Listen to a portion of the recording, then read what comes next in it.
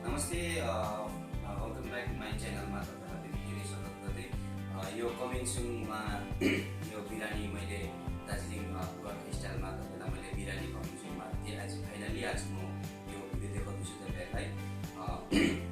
यो बिरानी चाहिँ अलिकति मतलब इन्डियन टाइपको भन्दा हाम्रो अलिकति डिफ्रेन्ट छ। यसमा तपाईँहरूले प्लिज हेरिदिनुहोस्। यसको चाहिँ अलिकति हामीले मकैको चामलको बिरानी बनाउँदैछु। यसको सामान लाग्ने सामानहरू सबै म तपाईँलाई देखाउँदैछु। यो चाहिँ मैले अघि नै आधा घन्टादेखि नै मैले यो मकै र चामलको यो भिजाएर राखेको छु। यो चाहिँ एकदमै मतलब सफ्ट टाइपको हुन्छ होइन। यसको चाहिँ म बिरानी बनाउँदैछु। यो चाहिँ हाम्रो दार्जिलिङको डल्ले खोर्सानी, अन्त यो टमेटो मैले स्लाइस गरेर राखेको छु। यो पुदिना छ, अन्त यसमा नरिवल पनि छ।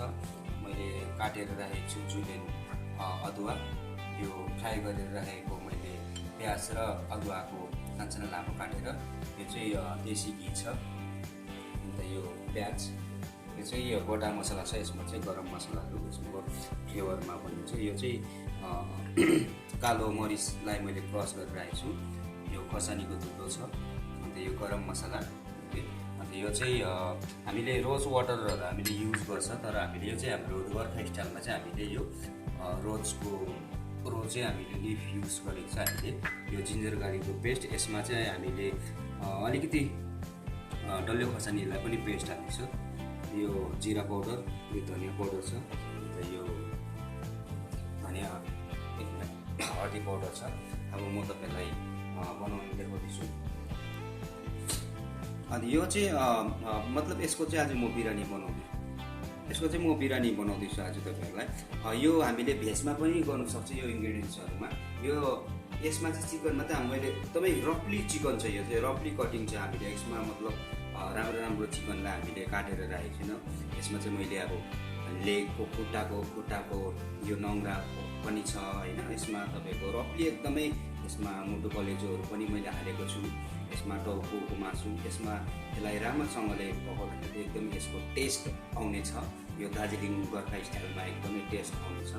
अब सबसे पहिला मैले तेल हाल्दैछु। तेल हाल्दाखेरि जहिले पनि यसलाई चमचमा हालेर हाल्ने, ज्यादा पनि जानु सक्छ।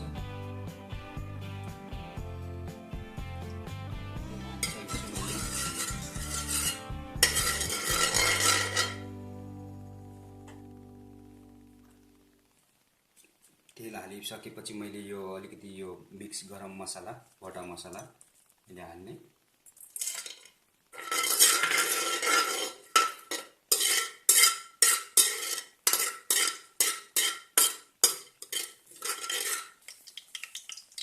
यो मैले 2-3वटा डल्ले खोर्सानी पनि काटेर हालिसकेको छु। मैले काटेको अघि नै काटेर रहेको मैले प्याज हालेको छु। यसलाई एकदमै मजाले पकाउनु पर्छ। यसलाई चाहिँ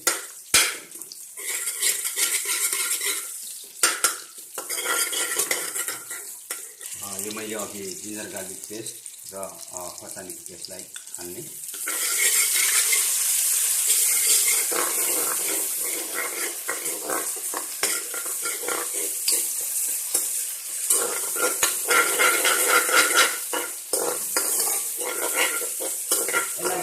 राम्रोसँगले भुन्नुपर्छ। यसको मतलब फ्लेभर चाहिँ हाम्रो गोर्खा स्टाइलमा आउनुपर्छ। यसलाई चाहिँ अलिकति डिफ्रेन्ट छ यो खाना चाहिँ हाम्रो।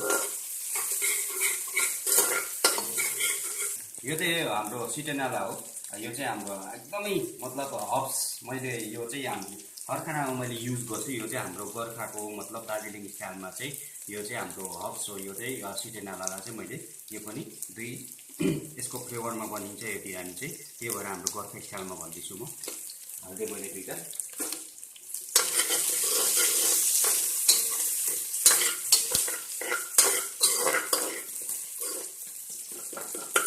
यो हालेपछि अब म टमाटर हाल्दैछु।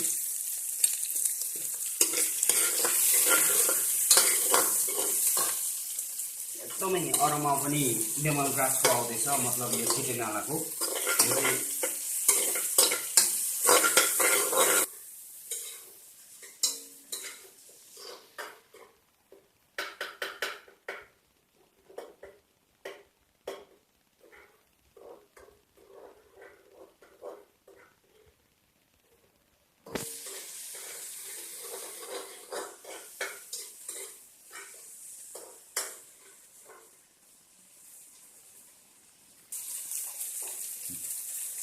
यो मैले अघि काटेको चिकन हाल्दैछु।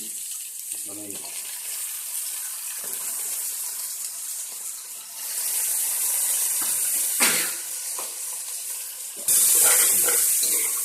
यसलाई राम्रोसँग यसलाई म मिक्स गर्छु। अलिकति मिक्स भएपछि म यसलाई सबसे पहिला म गरम मसला,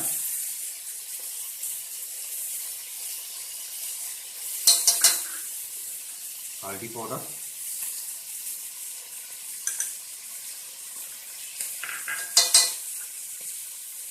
धनिया पाउडर,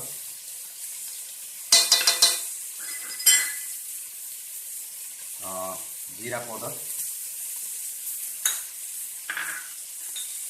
यो चाहिँ कलरको लागि चिल्ली पाउडर,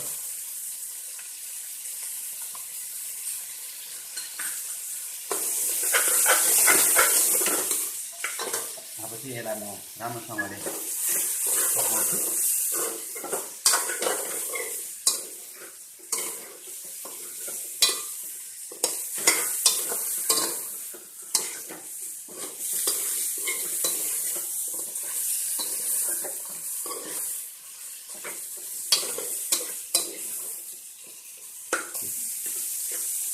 अब यसलाई मैले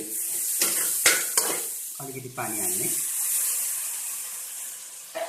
पानी हालेर यसलाई म राम्रोसँगले पाक्न दिन्छु।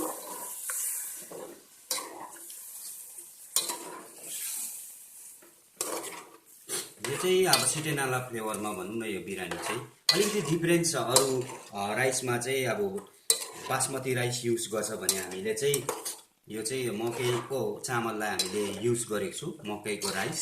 अन्त यसलाई म म्याक्सिमम 10 मिनटको लागि म यसलाई ढाकेर राख्दैछु। यो अब म हेर्दैछु यसको यो। अब चाहिँ यसलाई मैले सल्ट हालेर चाहिँ फेरि 5 मिनटको लागि छोप्दैछु।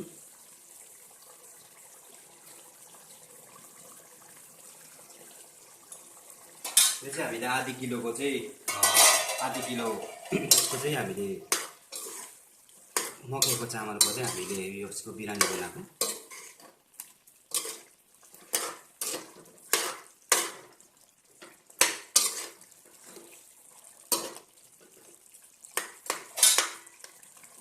यसलाई म छोड्दैछु।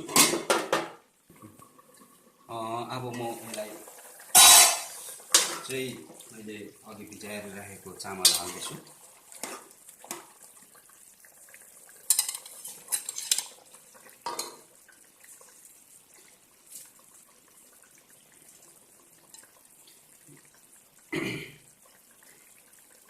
चाहिँ मकैको भात भनौँ न। यसलाई चाहिँ हालेपछि ज्यादा यसलाई चलाउनु हुँदैन हामीले, एकदमै हालेर यसलाई छोडिदिनुपर्छ। त्यहाँदेखि यो मैले अघि पुदिना, फ्रेस पुदिना हो यो चाहिँ। अब यसलाई माथिबाट हालिदिने रफली। यो त देशी घी,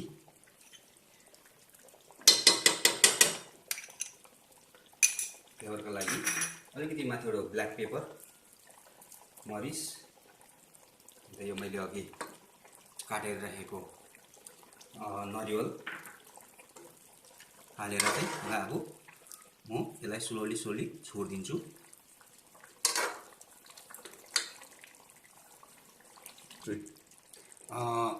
अब चाहिँ यो मैले अघि हामीले यसमा चाहिँ केवडा वाटर र रोज वाटर हामीले युज गर्दैन। यो चाहिँ मैले एकदमै हाम्रो फ्रेस गुलाबको फुललाई चाहिँ मैले माथि यसको फ्लेभर हालेर म छोप्दैछु। अन्त फेरि मैले अघि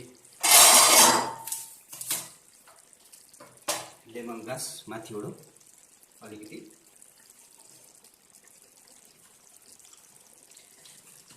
फेरि मैले यो माथिबाट छोप्नुभन्दा अगाडि फेरि म मिन्ट लिफलाई हालेर अदुवा माथिबाट अलिकति गरम मसला फेरि घिउ हालेर चाहिँ यो चाहिँ केराको पत्ताले यसलाई म ढाक्दैछु।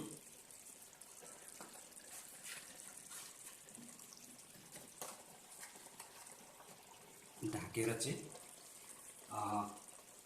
यो म माथिबाट स्टिम लगाउँदैछु। यो मैले 5 मिनटको लागि मैले स्टिम गरिसकेको छु। यसलाई फेरि म निकालेर चाहिँ यो चाहिँ हाम्रो केशपत्ता त हामीले लास्ट टाइममा हालिन्छ। यसको मतलब अलग्गै फ्लेभर हुन्छ, त्यो भएर पहिला नै हामीले चिकन पकाउँदाखेरि हाल्यो भने यसको राइस मकैको चामलसँग कम्बिनेसन हुँदैन। त्यो भएर म 2-3 पत्ता तोडेर चाहिँ अब फेरि यो माथिबाट तेजपत्ता हालेर छोप्नेछु।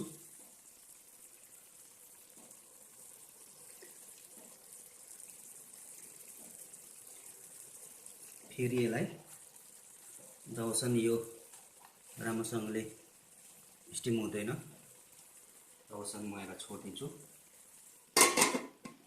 अब यसलाई चाहिँ म एकदमै स्लो फ्लेभरमा मैले मुनिबाट यो तावा पनि लगाइसकेको छु।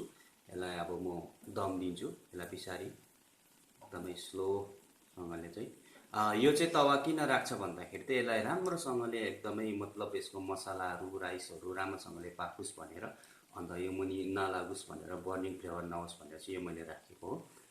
यो चाहिँ एकदमै स्लोली 10 मिनटको लागि म छोड्दैछु। यो अलमोस्ट यो रेडी भइसकेको छ। यसलाई म अब तपाईँलाई देखाउँदैछु। यसको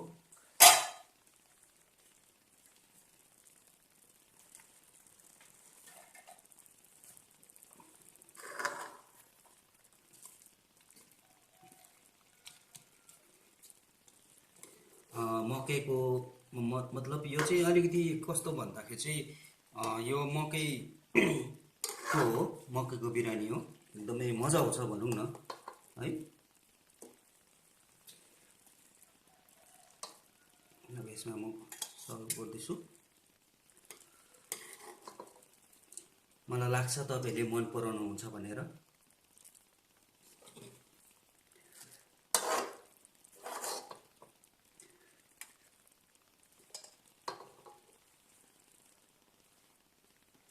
यो मैले अन्डा काटेर माथिबाट डल्ले खोर्सानी पनि हालेको छु। अन्त यो चाहिँ अलिकति गार्निसको लागि यो मैले धनियाको पत्ता माथिबाट, अन्त यो अघि मैले ब्राउन अनियन गरेर हालेको छु। यसलाई मैले